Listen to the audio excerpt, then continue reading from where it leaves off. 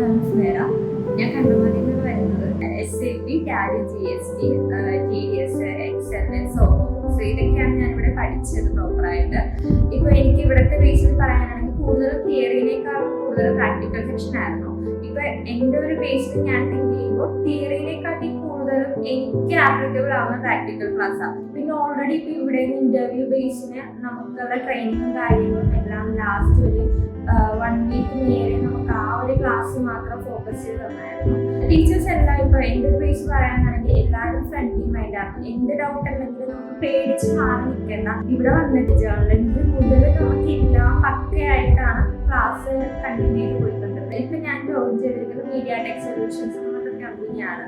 Vouchers, purchasing, sales, purchase return, sales return, ഈ 4 ഓപ്ഷനാണ് എനിക്ക് അവിടെ മെയിനായിട്ട് വരുന്നത്.